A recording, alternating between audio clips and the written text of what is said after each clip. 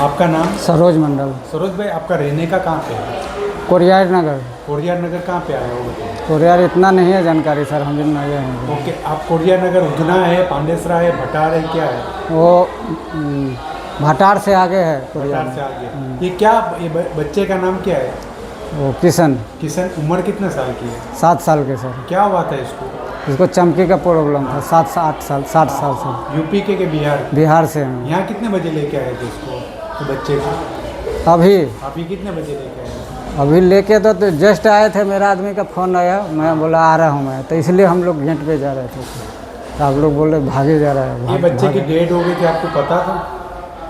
बच्चे को रात में होया सर। डेट रात को हो गई? हाँ, तो रात, बहुत रात में 1-1:30 बजे। फिर सिविल हॉस्पिटल कब आया? सिविल हॉस्पिटल ले आने का कारण क्या? वो बोला पेपर बनाएंगे, वो मकान मालिक बोला था पेपर बनेगा, साइन होगा तभी मकान तो। मालिक का पूरा नाम बताओ। नाम इतना नहीं है सर, आएगा वो बात कराने। कितने सालों से सूरत में काम करते हैं? हम ज़्यादा दिन से नहीं है सर, हम 4 महीना से, 3-4 महीने से। आपके कितने बच्चे हैं? 3 बच्चे हैं सर। ये आपका बड़ा बच्चा था? नहीं, बड़ा नहीं है, सबसे छोटा था। एक बच्चिया है। तो इसको लेके क्यों भागे आप, ये बताओ। सर मैं बार बार आपको बोल रहा हूँ, मैं लेके नहीं भाग रहा। मेरा कोई आदमी आ रहा था, उनको कॉन्टेक्ट करने जा रहा था मैं गेट पे। वो अनारी आदमी नहीं था, पता वो घूम गया होगा, चला गया होगा।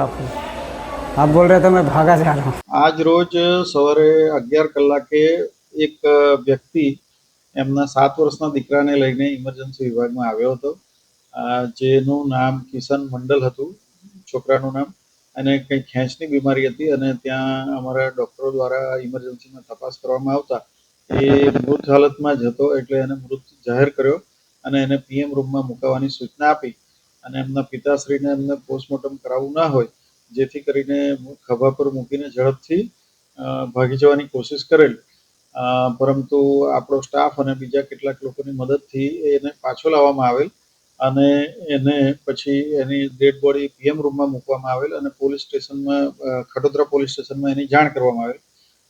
ખટોદરા પોલીસ તરફથી એની બીમારી અને વગેરે પેપર્સને કબજે લઈ અને એની ડેડ બોડી સોંપવામાં આવેલ, એના પિતાશ્રીને સોંપવામાં આવેલ. સર, શું મેસેજ આપશો તમે? લોકોને હું એમ કહેવા માંગુ છું કે પોસ્ટમોર્ટમથી ગભરાવું નહીં. જ્યારે કોઈ આવી રીતે બ્રોડ ડેડ તરીકે આવે સિવિલ હોસ્પિટલમાં તો કાયદાકીય જોગવાઈ અનુસાર એને પોસ્ટમોર્ટમમાં મૂકવાનું હોય છે અને એની કોઈ બીમારી હોય કે ઉંમર લાયક હોય કે એ પ્રકારનું કંઈ હોય તો પોલીસ ઓથોરિટીની એ સત્તા હોય છે કે તે લોકો પોસ્ટમોર્ટમ કર્યા વગર પણ આપી શકે અને કેટલાક કિસ્સાઓમાં પોસ્ટમોર્ટમ કરવું ખૂબ જરૂરી હોય છે. ઘણી વખત અમારા ધ્યાન પર આવેલ છે કે અમે ના કહેવા છતાં પણ ક્યારેક ડેડ બોડી લઈને જતા રહે છે અને પછી પાછળથી ઇન્સ્યોરન્સથી માંડીને ડેથ સર્ટિફિકેટથી માંડીને ઘણા બધા ઇસ્યુ થતા હોય છે. ઇવન કોઈક વખત તો સ્મશાન ભૂમિમાં લઈ ગયા પછી ત્યાં કોઈ પેપર ન હોય, પાછા લાવવામાં આવે છે, જેથી કરીને આ પ્રકારનું કોઈએ કૃત્ય કરવું નહીં અને ડૉક્ટરની સલાહ માની અને એને મૃતદેહને પીએમ રૂમમાં મૂકવો અને પછી આગળની કાર્યવાહી પોલીસ જે પ્રમાણે સૂચવે તે પ્રમાણે કરી શકાય.